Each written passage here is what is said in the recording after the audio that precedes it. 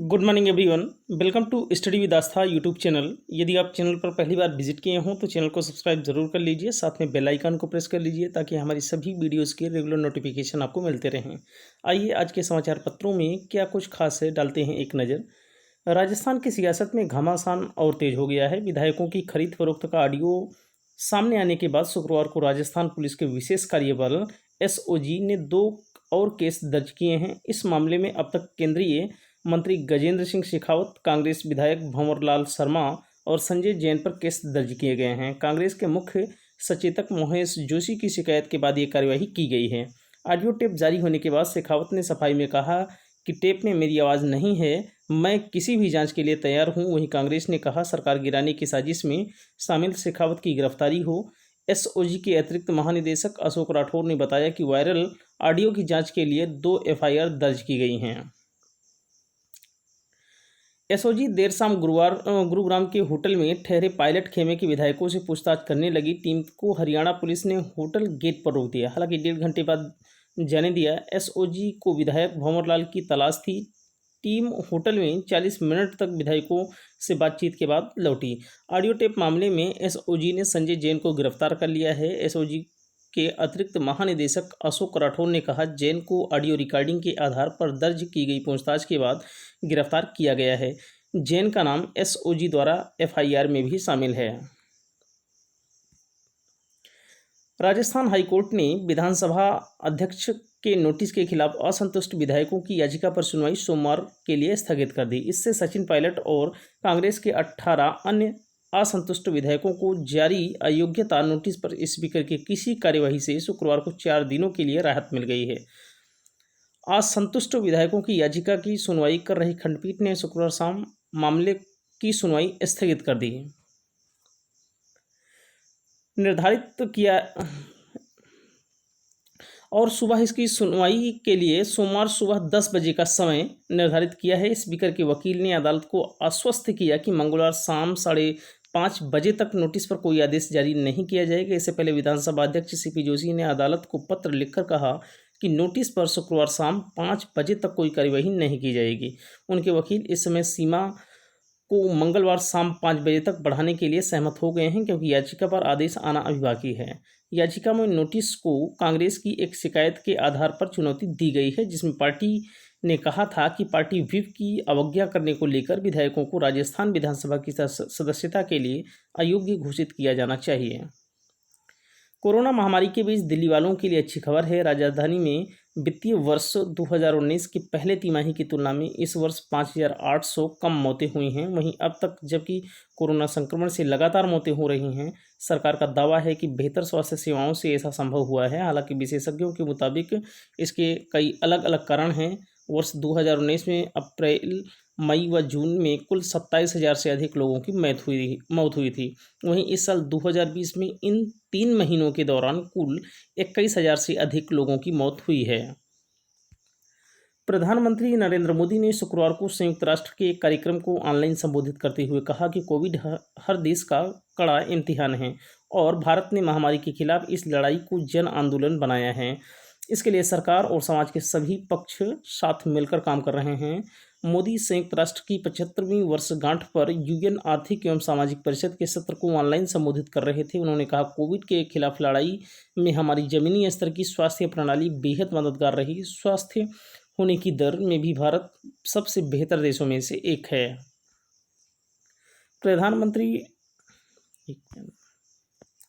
केंद्रीय मानव विकास मंत्री रमेश पोखरियाल निशंक ने शुक्रवार को कहा कि कोरोना काल में हमारी प्राथमिकता पहले बच्चों की सुरक्षा फिर शिक्षा है। वे जीतेगा हिंदुस्तान श्रृंखला के वेबिनार में हिंदुस्तान के प्रधान संपादक शशि शेखर के साथ रूबरू थे। निशंक ने कहा कि इस वक्त बच्चे ऑनलाइन शिक्षा का लाभ नहीं ले पा रहे हैं, लेकिन देश के अंतिम छोर तक बच्चों को शिक्षा मुहैया कराने के प्रयास जारी हैं। बंद के दौरान भी हमने राज्यों के साथ मिलकर शैक्षिक गतिविधियों को जारी रखा है। आईआईटी में प्रवेश के लिए जेईई एडवांस की परीक्षा पास करने वाले उम्मीदवार पात्र होंगे। उनके लिए 12वीं में 75% अंक लाना जरूरी नहीं होगा। मानव संसाधन विकास मंत्रालय ने कहा कि इस बार न्यूनतम अंक या टॉप परसेंटाइल रैंक की बाध्यता नहीं रहेगी। मानव संसाधन विकास मंत्री रमेश पोखरियाल निशंक ने ट्वीट कर कहा कि बोर्ड द्वारा कक्षा 12वीं की परीक्षाओं को आंशिक रूप से निरस्त के मद्देनज़र इस साल आईआईटी में प्रवेश की अर्हताओं में ढील दी जा रही है।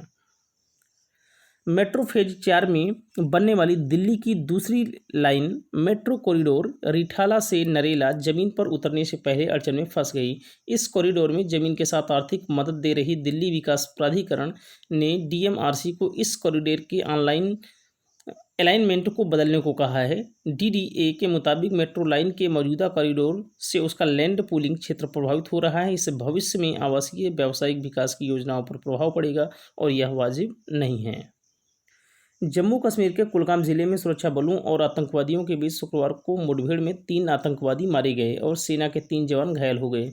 सैन्य प्रवक्ता के मुताबिक आतंकवादियों की मौजूदगी की खुफिया जानकारी मिलने के बाद सुरक्षा बलों ने कुलगाम जिले के नगनाद इलाके में घेराबंदी कर तलाश अभियान शुरू किया। मारे गए आतंकवादियों में एक की पहचान जैश-ए-मोहम्मद कमांडर वालिद भाई के तौर पर की गई है। वह पाकिस्तान का रहने वाला है। अन्य की पहचान जारी है। लद्दाख की यात्रा पर पहुंचे रक्षा मंत्री राजनाथ सिंह ने शुक्रवार को उम्मीद जताई कि चीन के साथ चल रही बातचीत से सीमा गतिरोध का हल निकल जाएगा, लेकिन वह इसकी गारंटी नहीं दे सकते कि इसमें किस हद तक कामयाबी मिलेगी। देश में कोरोना विषाणु संक्रमण के प्रसार की गति हर दिन तेजी होती जा रही है। केंद्रीय स्वास्थ्य मंत्रालय के मुताबिक 24 घंटे के दौरान कोरोना मरीजों के मरने वालों और संक्रमितों की संख्या में रिकॉर्ड बढ़ोतरी हुई है। इस अवधि में संक्रमितों की संख्या 34,956 और मृतकों की संख्या में 687 की वृद्धि हुई है। इसके चलते संक्रमितों की कुल संख्या 1,10,03,832 और मृतकों की कुल संख्या 25,602 पहुंच गई है। 24 घंटे के दौरान 22,942 मरीज ठीक हुए हैं। भारत की तीव्र आपत्ति के बाद पाकिस्तान ने कुलभूषण जाधव को फिर राजनयिक पहुंच देने का ऐलान किया है। भारत की शर्त मान ली। भारतीय राजनयिकों को जाधव के साथ मुलाकात के दौरान पाकिस्तानी सुरक्षा अधिकारी मौजूद नहीं रहेंगे। पाकिस्तानी मीडिया ने वहां के विदेश मंत्री शाह महमूद कुरैशी के हवाले से खबर दी है कि भारत को कुलभूषण जाधव से मुलाकात के लिए तीसरी बार राजनयिक पहुंच की इजाज़त दी गई है। संयुक्त राष्ट्र ने आतंकी समूह तहरीक-ए-तालिबान पाकिस्तान यानी टीटीपी के प्रमुख नूर वली महसूद को वैश्विक आतंकवादी घोषित किया है। संयुक्त राष्ट्र सुरक्षा परिषद की 1267 ISIL एवं अलकायदा प्रतिबंध समिति ने 42 वर्षीय महसूद को गुरुवार को प्रतिबंध सूची में डाला। अब इस पाकिस्तानी नागरिक की संपत्तियां जब्त की जा सकेंगी।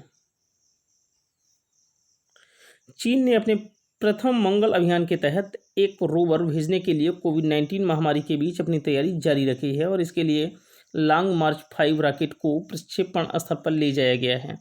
तियानवेन फर्स्ट नाम से चीन का यह मंगलयान अभियान लाल ग्रह यानी मंगल के लिए आगामी 3 अभियानों में से एक है, जिनमें एक अमेरिका का और एक संयुक्त अरब अमीरात UAE का मिशन है। लॉन्ग मार्च 5 रॉकेट चीन का सर्वाधिक भारवाहक प्रक्षेपण यान है और इसका 3 बार प्रयोग किया जा चुका है, लेकिन इस पर कभी पेलोड नहीं था। केंद्रीय सड़क परिवहन और राजमार्ग मंत्री नितिन गडकरी ने कहा कि चारधाम परियोजना प्रधानमंत्री नरेंद्र मोदी की एक महत्वाकांक्षी परियोजना है जो सामरिक दृष्टि से भी अति महत्वपूर्ण है। उन्होंने कहा कि इसे तय समय के भीतर पूरा किया जाने के लिए तेजी से कार्य किए जाएं। राज्य व केंद्र के स्तर पर भूमि अधिग्रहण, वन और पर्यावरण के लंबित मामलों को समय सीमा के भीतर निपटाया जाए। जिनेदिन जिदान का जादू फिर से चल गया और रियल मैड्रिड गुरुवार को यहां विलारियाल को 2-1 से हराकर ला लीगा में पिछले 3 साल में पहला और कुल 34वां खिताब जीतने में सफल रहा। रियल मैड्रिड की लीग की वापसी के बाद अपना विजय अभियान जारी रखा और उसने अपनी करीबी प्रतिद्वंदी बार्सिलोना पर 7 अंकों की बढ़त बनाकर अपने नाम पर ट्रॉफी सुनिश्चित की। अगले साल होने वाले टोक्यो ओलंपिक के 42वें वेन्यू तय हो गए हैं और प्रतिस्पर्धाओं का कार्यक्रम वही रहेगा जो इस साल रहने वाला था। खेलगांव और मुख्य मीडिया सेंटर भी तैनात किए जा रहे हैं। टोक्यो आयोजन समिति के अध्यक्ष योशिरो मोरी और COO तोशिरो मोतो ने अंतर्राष्ट्रीय ओलंपिक समिति के सदस्यों को शुक्रवार को एक संदेश में यह जानकारी दी। उन्होंने ऑनलाइन सत्र में जापान से IOC सदस्यों से बात की। जापान में लगाए गए अनुमान के अनुसार 1 साल के लिए टाले जाने से आयोजकों को 2 से 6 अरब तक का अतिरिक्त खर्च आएगा। यदि आज का सेशन पसंद आया हो तो वीडियो को लाइक करें, शेयर करें और कमेंट करें। साथ ही स्टडी विद आस्था के यूट्यूब चैनल को सब्सक्राइब करें। थैंक यू सो मच, शुक्रिया, धन्यवाद, हैव ए नाइस डे।